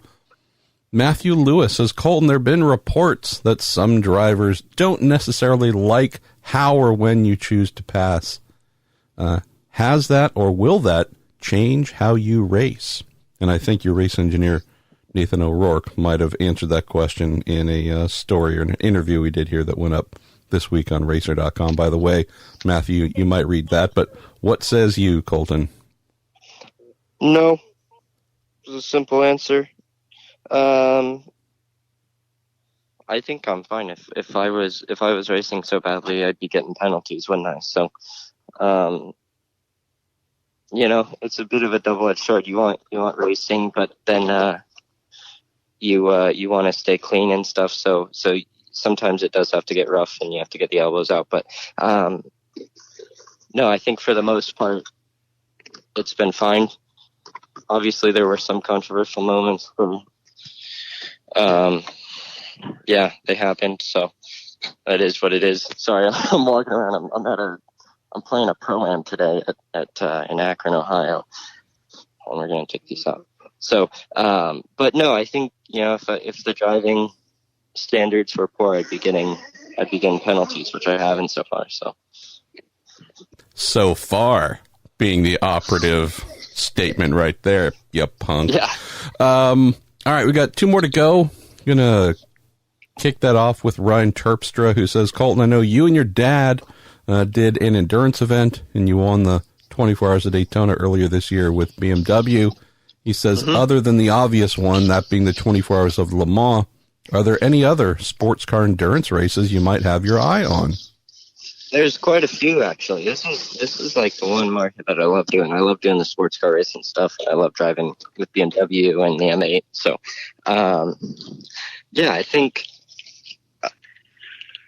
probably top of the list would obviously be Le Mans. Right behind that would be 24 Hours in Evergreen. Ooh. 24 Hours of Spa. The 10 Hours of Suzuka. And the 12 Hours of Bathurst. We need to make this happen. See, so win your first IndyCar title, win the Indy 500, then being able to lay that out in your next contract, it becomes so much easier. Yeah, exactly. All right. Saved this one for last from William Matson, who says, Colton, what's the biggest and or most surprising thing you have learned so far this year in your rookie IndyCar campaign? Probably the race knowledge. Guys like that run at the front all the time, guys like Garden and Dixon, although in some cases it's very pivotal, but guys like them, they just know the race so well that they don't need a strategist. They already know the plan. They know what's going on. So, they don't need a strategist, and it's quite incredible to watch them race and stuff. So I think just slowly, still need to gain a lot, but slowly gaining race knowledge is the biggest thing.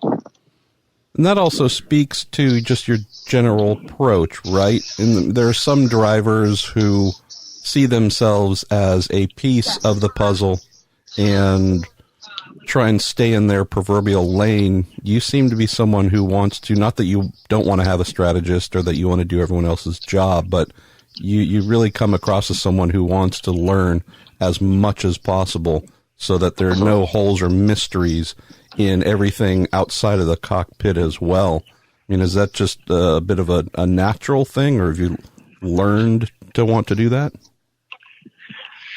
Yeah, I'm not sure. I'm always eager to learn, and yeah, it's pretty important too. So always trying to grow myself. Obviously, I have a really solid team behind me to do such a thing, and pretty experienced engineer and race strategist, and Brian Barnhart and Nathan O'Rourke. So yeah. Well, go swing a stick at balls. Yeah, I'll try not to embarrass myself in the IndyCar community too much today. I would just say you should have brought a shotgun and turned it into a fun kind of skeet shooting thing where you just blast other people's balls out of the sky. But Colton, hopefully this weekend goes well for you. And thanks for taking some time here on the Little Week in IndyCar presented by Cooper Tires and the Justice Brothers. Thank you for having me. All right, my man, go enjoy. All right, thank you. Talk to you later. I'll talk to you later. Bye. Bye-bye. Michael Duncalfe, it's great to have you on here on our Little Week in IndyCar show. Really happy to see how far you have taken this idea of yours with Exclusive Autosport from a driver management program to now having a full team of your own behind that driver development program. I guess for those who don't know your story, and before we get to some of the questions that our listeners have sent in, why don't you tell us a little bit about yourself, where you grew up, and what brought you into motor racing? Sure. So first off, it's an absolute pleasure and an honor to be on the podcast with you.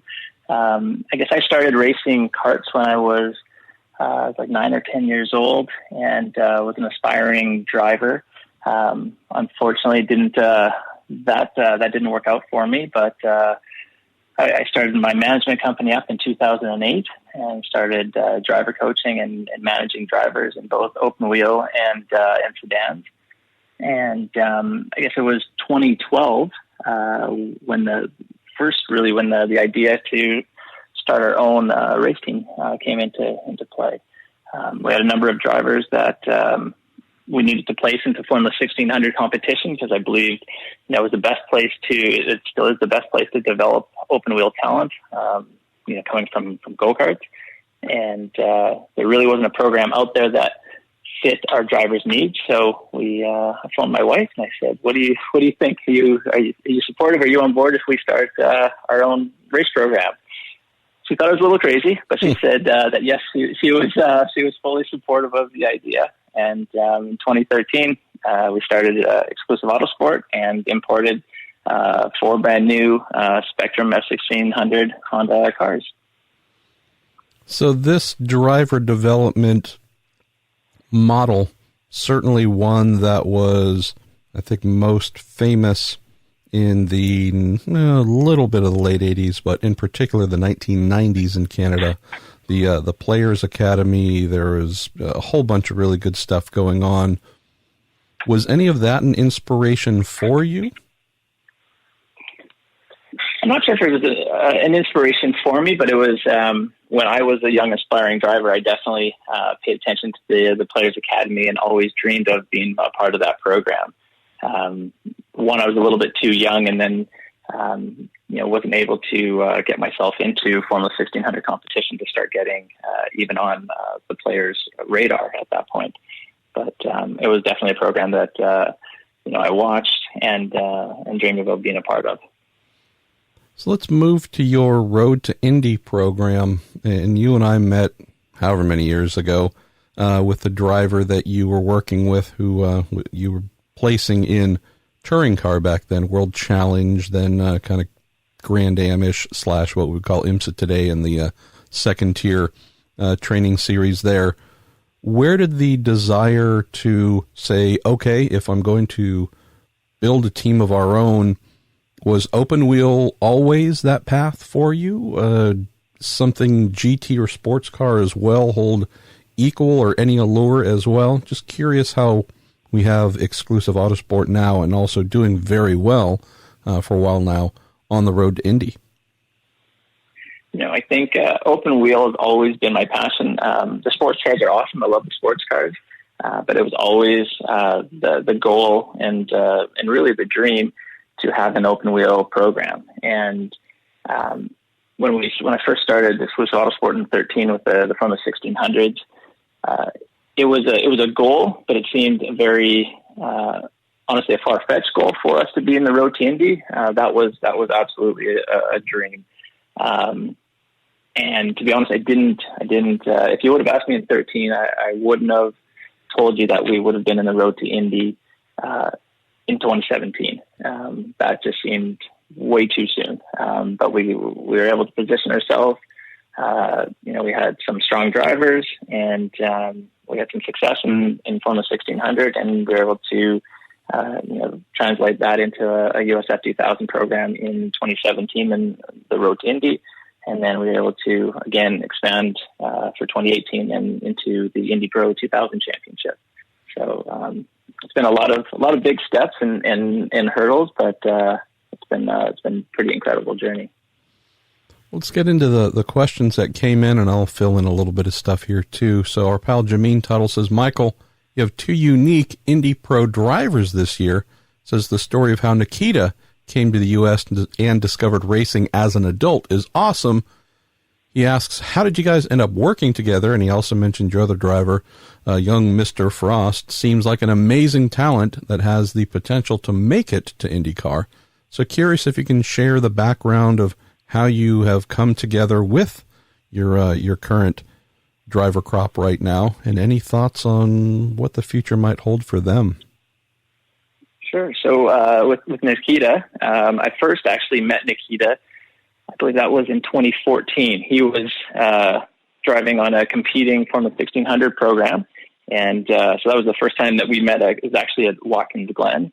And then I guess it would have been the fall of 2017 when we started talking about his aspirations of, again, he raced in the Formula Pro Mazda Championship that year, and he wanted to, stay in that series and go with the new Tatis and Indy Pro.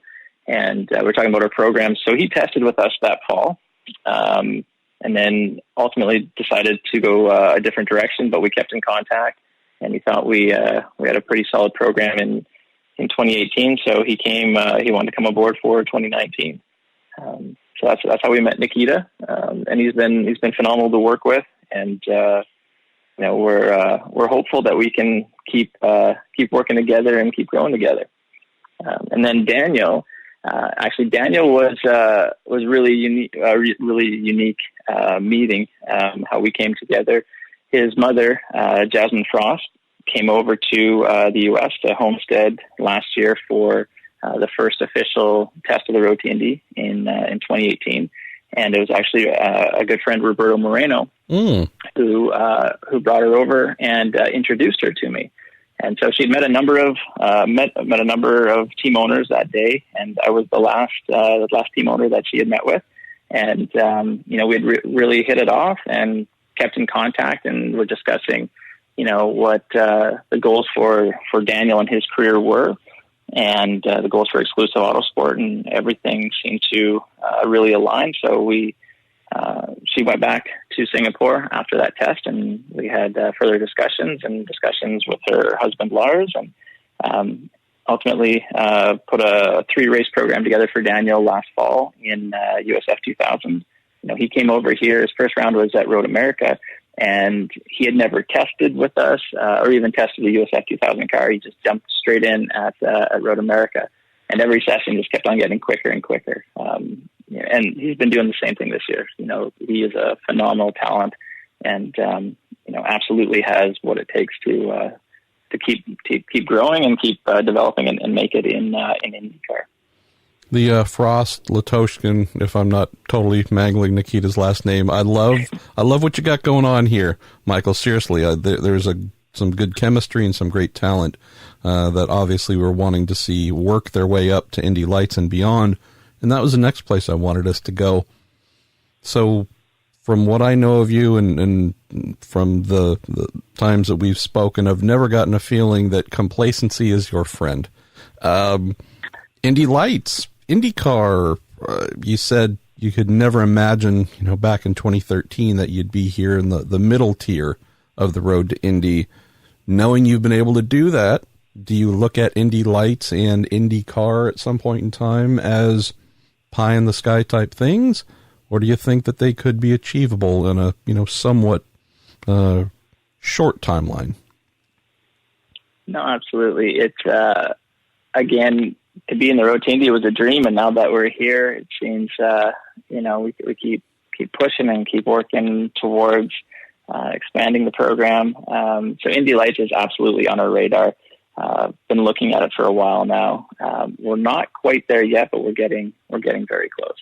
The Andersons, the entire Road to Indy staff, they've got a phenomenal series and ladder program in place, and I think for not only exclusive autosport but for our drivers, it only makes sense for us to figure out a way to get that last step of the ladder in place, and then we'll have really a 4-step ladder system all in house for drivers to come in and graduate through on up to IndyCar. And as far as IndyCar is concerned, it's a dream, but it's not one that I would say is in the immediate future. I think we need to tackle Indy Lights and tackle that one successfully before putting an IndyCar program together. But I think the 500 would be a pretty amazing experience. We've got one Canadian team owner in Rick Peterson, just saying we need more. So got to make this happen. Justin Brockwell is the next question for you. It's an interesting one because it doesn't come up that much on the ladder level. And Justin asks, what is the usual race prize money earned in, say, USF 2000 or Indy Pro on a normal weekend? The usual prize money, I believe. So, pole position, I believe, is $1,000 in USF 2000. I believe $1,500 in Indy Pro, and then a win is, I believe, right around $2,000 in Indy Pro and $1,500 in USF 2000, somewhere in that neighborhood. And it's not a big number. It's not really meant to be a big number the way the Road to Indy, especially as the Mazda Road to Indy, incentivize things, really championship driven. If you can become the champion at each level, there is a significant prize, basically a free advancement to the next step. Obviously, for the Indy Lights champ, there is that $1 million advancement prize, which will get you a couple of races plus Indy 500, but not a huge amount of money being handed out for race wins and such. Does that factor into Correct. anything for you, Michael? Just looking at annual budgeting and such, does the potential to bring in some prize money have any real relevance for you as a team owner? Also knowing that prize money is handled, there's no uniform way of handling it. With some teams, X percent goes to the driver, could be all, could be none. Just curious if it's any number that you factor into an annual budget or not. It really isn't, because it's a variable that's hard to measure. Again, you could even if you had the absolute best driver under your tent and you planned on winning every race, you could have a mechanical, you could get taken out, the driver can make a mistake, you can't. So it's very difficult to count on a certain number for prize money.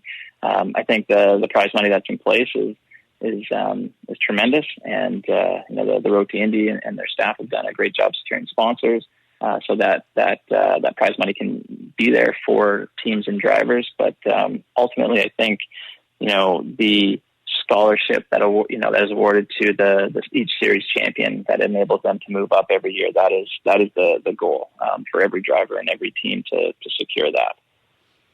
Well, let's close on this, Michael. This comes in from Jim Johnstone. It touches on something we've been through a little bit, but we'll shape it in a slightly different direction. He says, Michael, as a Canadian open-wheel fan and father of a brand-new kart racer, I love to see a team move from the Canadian F1600 series to the Road to Indy ladder and be successful. Asks about your ambitions in moving up, but would maybe like to add a new component to this, Michael, and just talking about Canadian talent and hopefully raising the next Hinchcliffes and Wickens and others.